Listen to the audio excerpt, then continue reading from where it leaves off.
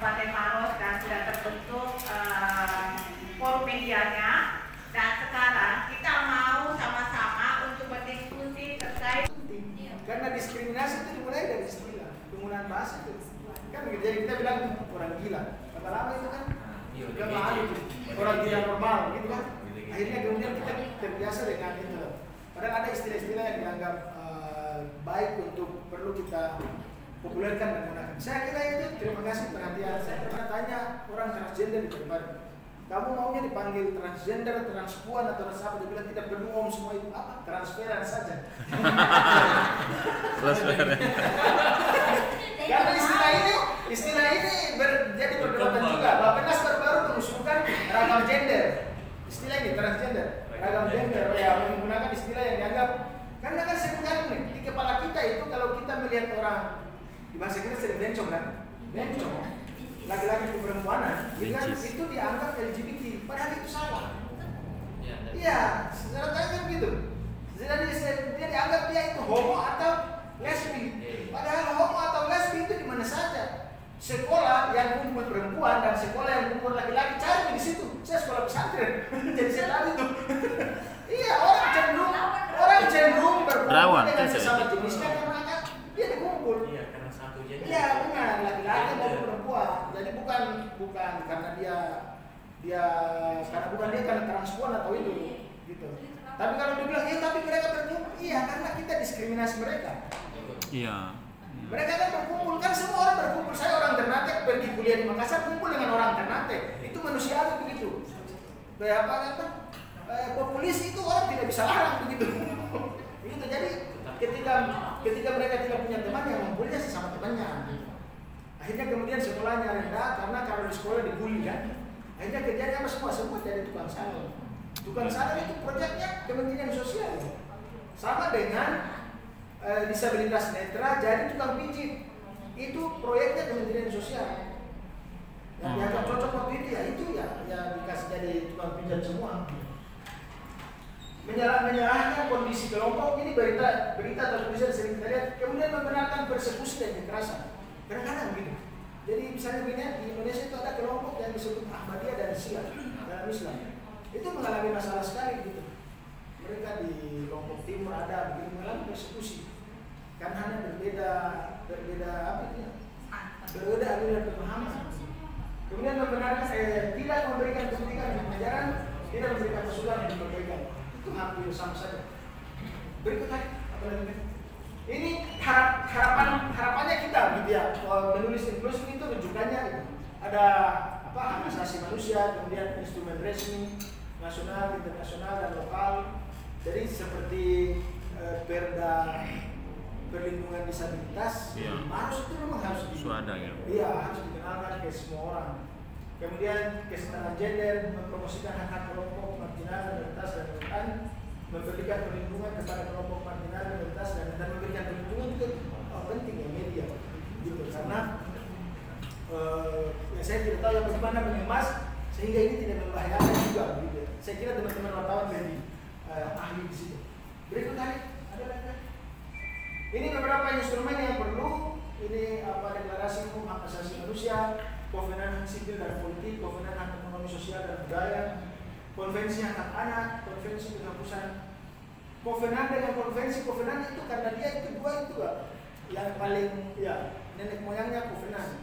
Sering disebut kovenan karena dia itu instrumen umum gitu. Di bawah itu yang sering sudah mengambil di atas itu sudah disebut konvensi. Konvensi yang lama, konvensi penghapusan segala bentuk diskriminasi terhadap perempuan. Ini yang paling baru, konvensi hak penyandang disabilitas 2006. Ya kita sudah turunkan ini jadi undang-undang penyandang disabilitas. Berikut tadi. Ini beberapa, ini nasional ada undang-undang PNRI negara Republik Indonesia, kemudian undang-undang hak asasi manusia, undang-undang perlindungan anak, undang-undang penghapusan diskriminasi ras dan etnis. Ini orang hampir tidak perhatikan. Undang-undang penghapusan diskriminasi ras dan etnis ini. Kemudian undang-undang penghapusan kekerasan dalam rumah tangga, undang-undang sistem peradilan pidana anak. Nah ini penting karena undang-undang ini mengubah itu kan, mengubah anak nakal, istilah anak nakal itu kan diubah di undang-undang ini. Kemudian undang-undang penyandang disabilitas, undang-undang yang terbaru ini tindak pidana kekerasan seksual. Ini undang-undang terbaru yang sekarang peraturan turunannya baru dibuat. Nah memang harapannya ini selalu disosialisasi karena pasti di polisi, di kejaksaan itu masih kadang-kadang kitabnya itu belum dibuka, kitabnya itu belum berubah begitu. Ini ada undang-undang baru kan. Undang-undang perlindungan anak itu biasa kita berdebat dengan polisi. Saya lama di lembaga perlindungan anak, tadi cerita tentang pas siapa itu yang kawin di Moncongwa itu waktu itu pas saya sekretaris lembaga perlindungan anak, makanya saya mengadvokasi kasus itu di perkawinan dari siapa itu dengan anak itu. Sembilan tahun itu. Nah istilah diksi yang diharapkan digunakan itu sesuai dengan instrumen hukum, tidak menghakimi subjek, memilih istilah dan kata yang lebih manusiawi dan pantas, mempromosikan istilah-istilah baru yang belum populer. Istilah penyandang disabilitas itu juga belum populer, walaupun dari 2016. Kemudian memberikan unsur pendidikan, memasukkan unsur advokasi untuk perbaikan itu harapannya. Berikut tadi, ini beberapa istilah contoh: disabilitas, penyandang disabilitas, difabel atau difabilitas. Tapi itu disabilitas juga kan sebenarnya ini juga kan itu dari kata apa? Able kan? Iya, jadi kalau disable gitu, mampu, tidak mampu kan begitu. Jadi dari bahasa Inggris jadi pertanyaan juga. Makanya kemudian diusulkan kata difabel itu different able.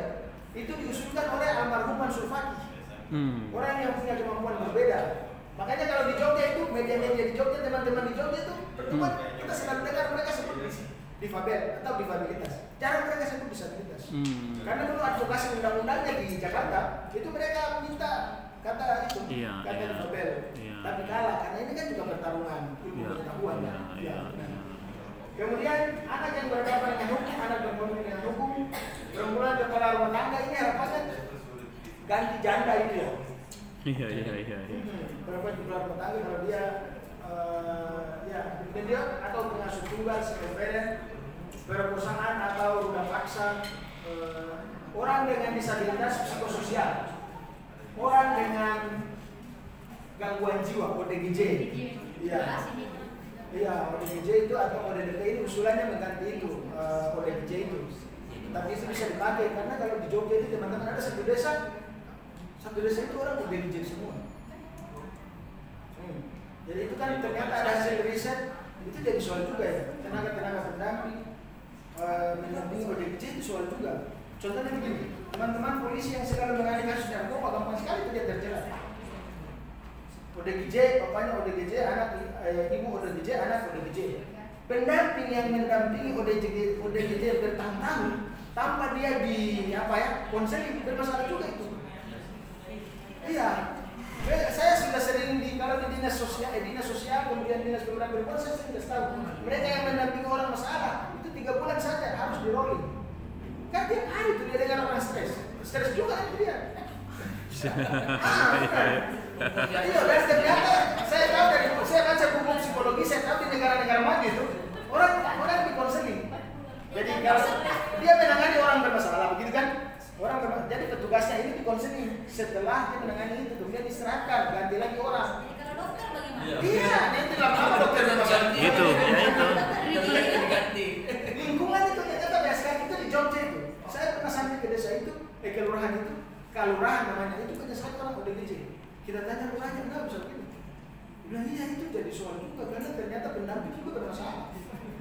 Pendamping yang lulusan psikologi juga bermasalah. Ya berikut tadi. WYPMK ini orang yang pernah menyandang kusta. Orang yang pernah menyandang kusta, kalau dia masih dengan kusta, orang dengan kusta. Gitu. Kemudian anak yang diracunkan atau pekerja seks anak atau perbudakan seksual. Itu bisa. Pekerja rumah tangga ini kan kita selalu menyebut pembantu. Orang itu bekerja. Pembantu itu dulu ketika anak itu masih ada hubungan keluarga, kalau sudah tidak ada, pasti dia bekerja.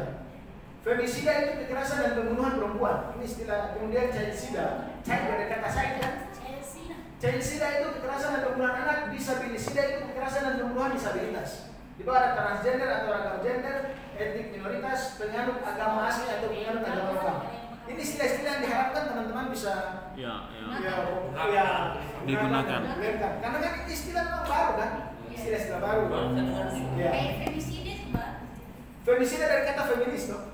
Iya, childisida itu dari kata child, kemudian disabilisida itu dari kata disabilitas. Perlu kita ini kita bisa langsung masuk kayak ke yang kita sebut langkah-langkah atau strategi dan kerja-kerja konkret nanti untuk forum media kita Ustaz, supaya untuk Maros ini barangkali perlu lagi untuk memilih kira-kira tema atau isu atau hal-hal yang mungkin menjadi fokus kita untuk paling tidak mengangkat kembali isu-isu atau tema-tema yang bisa mengurangi kerentanan baik untuk perempuan, anak, penyandang difabel, dan juga untuk menciptakan suasana inklusi di kita. Kita lebih senang menulis yang hard news ya, yang straight news ya, yang 3-4 paragraf, kemudian kejadian, berita, selesai.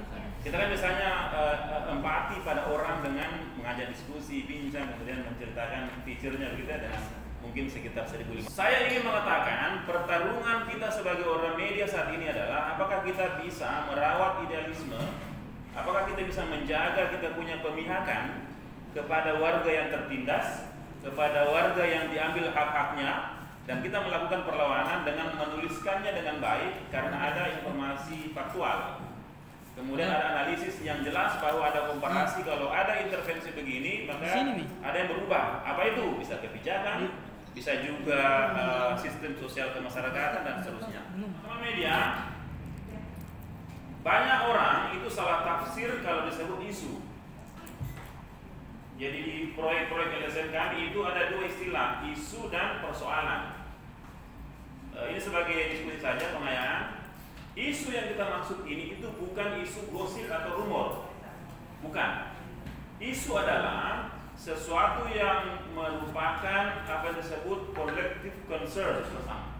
Oke ya, clear ya. Nah, sekarang untuk Maros ini kira-kira isunya apa? Kalau terkait misalnya media yang peduli atau inklusi atau disabilitas, kira-kira yang mana yang paling mungkin bisa menjadi atensi bersama?